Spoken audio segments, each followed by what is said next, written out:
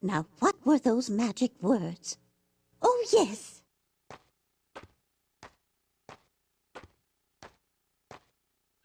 Bibbidi-bobbidi-boo!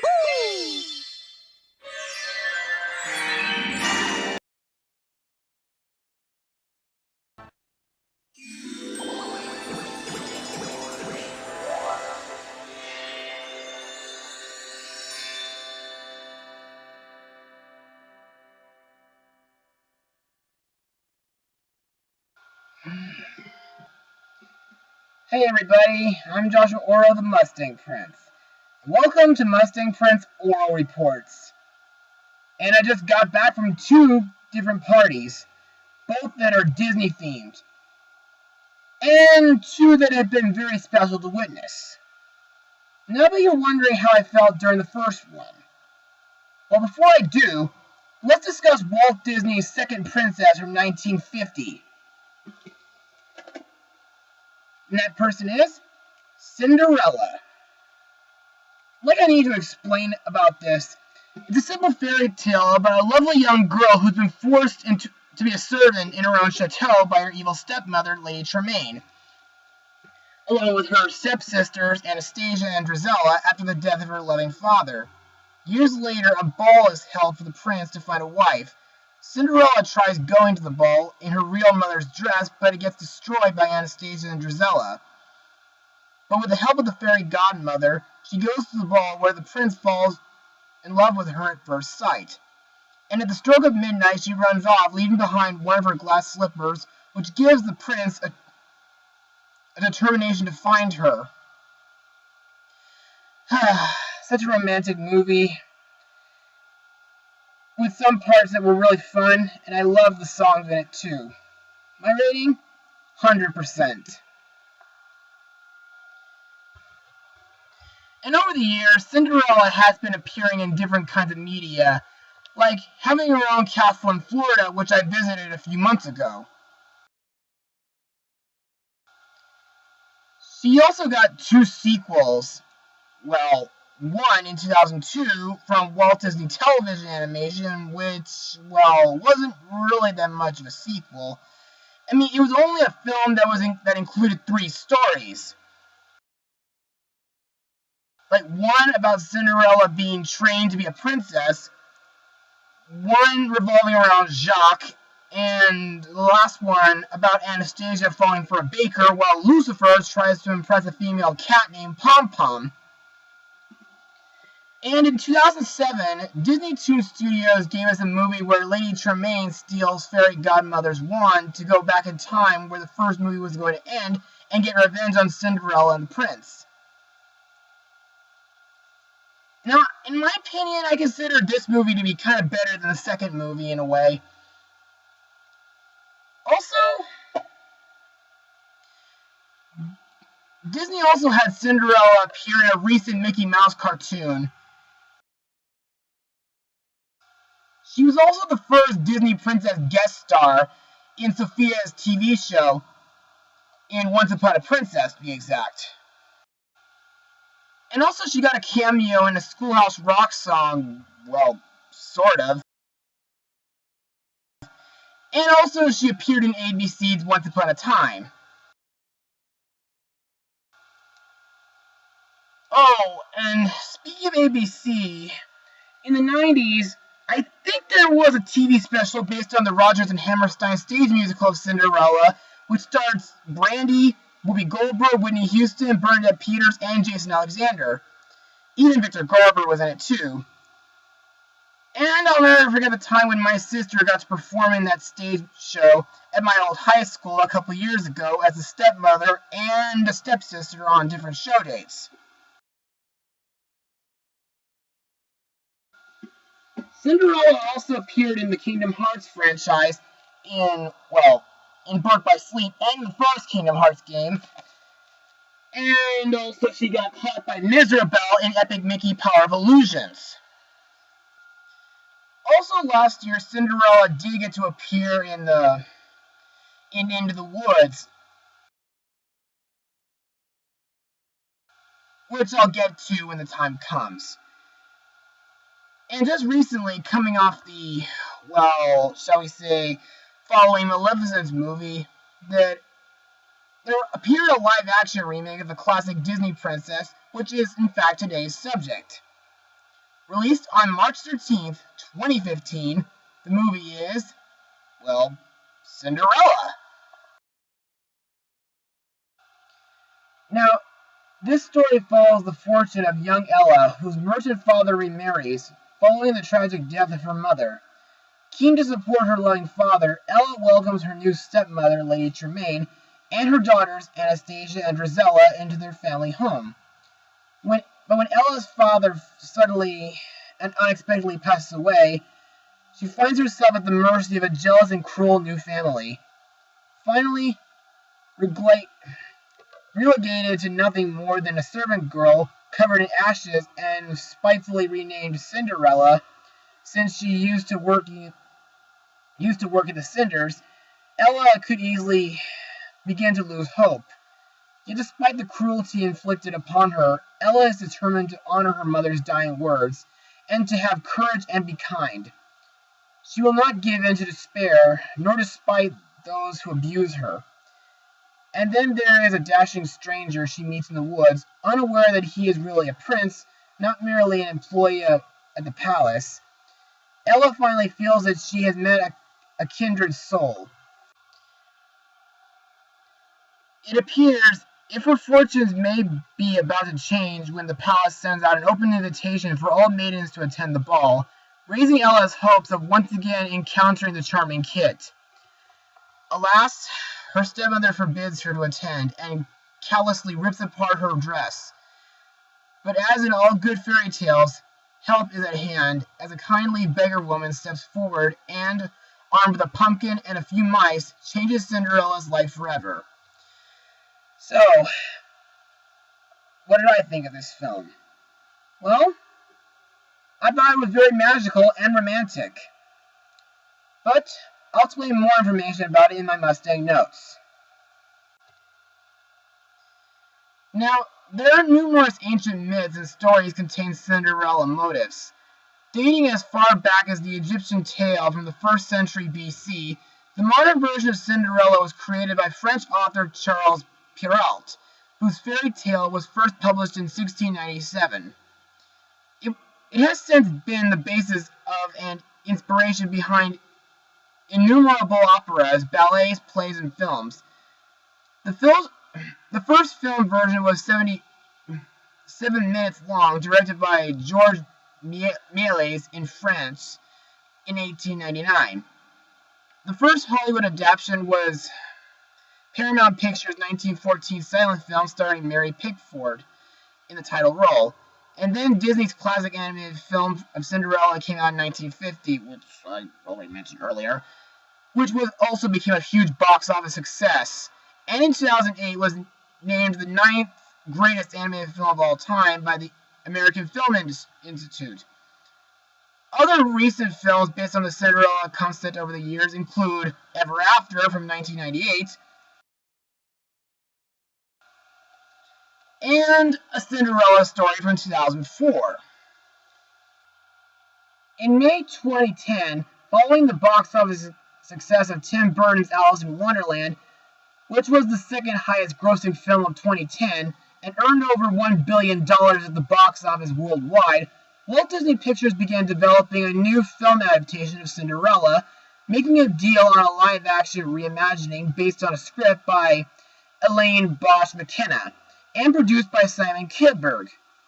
In August 2011, Mark Romanek was brought on to direct the movie. On February 29, 2012, it was announced that Chris Weitz would be brought in to revise McKenna's script. In January 2013, Romanek left the project due to creative differences, and as he was developing a version that was darker than Disney wanted. Later that month, Disney negotiated with Kenneth Branagh to take over as director. Three-time Oscar-winning costume designer Sandy Powell was in charge of the costumes for the movie. Powell began working on concepts of the characters' looks almost 2 years before principal photography began in the summer of 2013. Howell said that she was aiming for the look of a 19th century period made in the 1940s or 50s. Now, in my opinion, I like the looks of these costumes. They look really neat, and they almost remind me of the costumes that THS Tribuco Hills High School used a few years ago. Principal photography on Cinderella began on September 23rd, 2013. Wow, 3 days after my 23rd birthday. Production occurred at Pinewood Studios in Buckinghamshire, England, where Disney's Pirates of the Caribbean 4 and Maleficent were also filmed, and throughout England at locations including Blenheim Palace and Windsor Castle and Old Royal Naval College and Black Park. Now, like Maleficent and several of the other live-action Disney remakes, this movie isn't really that much of a musical. However, this movie does contain 2 of the original songs from Cinderella. Like, for example, there is A Dream is a Wish Your Heart Makes, which is sung by Lily James, and Bibbidi Bobbidi Boo, sung by Helena Bonham Carter, both of which are sung at the end credits. And now it's time to move on to the cast of this movie. Now, in March 2013, Emma Watson was in talks to portray Cinderella, but a deal could not be worked out. And then several other actors like Gabriella Wilde, Saoirse Ronan, Alicia Vikander, Bella Heathcote, and Margot Robbie were also considered for the part, but deals could not be worked out due to scheduling and other conflicts. But then, on April 30th, 2013, Lily James from film, the only film I know her in was to be in Wrath of the Titans. She was added to the cast as Ella. In my eyes, this version of Cinderella is mostly similar to how Elaine Wood's Cinderella was. I mean, sure, she's kind, and she's sweet and loving to anyone she's around, including the animals. Well, more on them later. And about her name starting out as Ella, well, it's not that original to me. I mean, I've seen a few versions of Cinderella where her name started out like that. Kind of like this movie, in a way. Unlike in the original 1950s version. However, the only thing different about Cinderella compared to the original is that she keeps a daily journal in her attic, and she knows how to speak French. Next we come to, the prince of this movie, who in this version is named Kit, played by Richard Madden, whom a few of my friends know from a TV show called Game of Thrones. Now, I consider this guy to be more memorable than Prince Philip from Maleficent, because of his character, and he's also similar to how the prince is in the 3 animated Cinderella films. I mean, he's brave, clever, a bit sneaky, and is well trained with a sword. Plus, I just love his secret garden in the movie with a swing. Kind of reminds me of I think the swing from the 2 of the Swan Princess sequels that I actually enjoyed. Next, we come to Lady Tremaine, played by Cate Blanchett, who last year was Hiccup's long-lost mother in DreamWorks' How to Train Your Dragon 2. Now, my thoughts on her? I hate her for abusing and humiliating a young innocent girl who did nothing to her. Other than forcing Cinderella to be a maid, the worst thing that Lady Tremaine does is tear apart Cinderella's real mother's dress and smashing Cinderella's glass slipper, including locking her in the attic, similar to how Eleanor Audley did it in the original 1950s Cinderella.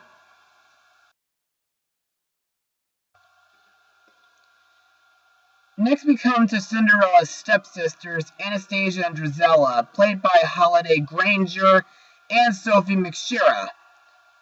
Now, there isn't anything I have to say about these two, other than the fact that, like in the original, they're just a couple of spoiled brats.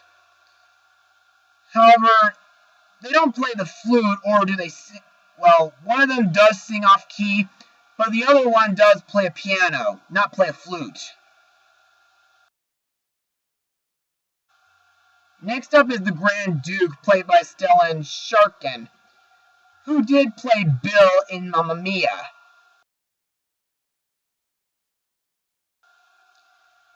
Now, in the original, the Duke was this funny, smart, and considerable character who served mostly as the king's advisor. However, in this film, he is mostly like that, but he does become despicable when making a deal with Lady Tremaine.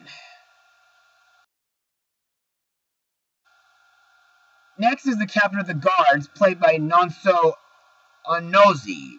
Never heard of him. Now, this guy isn't in the original movie, but how they fit him in as a supporting character to Kit is very well done. Kit's father, the king, is played by Derek Jacobi. Now, we all know how this guy's like in the original.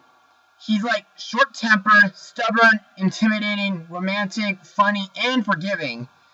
However, in this film, he's a bit different. I mean, yes, he still wishes for his son to marry, but he's more like a tradition-following king, because the laws forbid royalty from marrying commoners. Yeah, like I ever heard that one before. Kit does convince his father to allow every eligible maiden to attend the festivities, regardless of social status, to which the king accepts. Following the events of the ball, Kit bids farewell to his father, who will soon breathe his last breath. Before he passes away, the king gives his blessing to Kit, and also permission to find and marry his true love, which is a very redeeming quality for him. Now, my favorite character in this movie is the fairy godmother, played by Helena Bonham Carter, who's been in most of Tim Burton's movies. Now, Helena's performance as fairy godmother has a similar personality to Verna Felton's fairy godmother role from the original, because of her silly and sometimes absent-minded behavior. And she's pretty similar to Whitney Houston's role from Rodgers and Hammerstein's TV special, because mostly throughout the movie she plays as the narrator for the movie. She also is a very loving character. Now, Cinderella's animal friends in the movie consist of 4 mice, like in the original. However, they don't talk in this film, nor do they wear little outfits. But they do, however, help Cinderella fix up her dress and become horses for Cinderella's pumpkin coach, and they open up her attic window so she can be heard by Kit and his guards. Cinderella also has a couple of bluebirds and a horse named Major. However, her dog Bruno is absent in this film, so instead Fairy Godmother uses 2 lizards as footmen and a goose as a coachman. Lucifer, Lady Tremaine's cat, is in this movie too, but unlike in the original, he doesn't have that many appearances, and he's not too much of a threat to the mice in this film either. Finally, we have Cinderella's parents, played by Haley Atwell and Ben Chaplin. Her father in this film has more development than in the original. Here he works as a merchant, and he taught Cinderella how to speak French.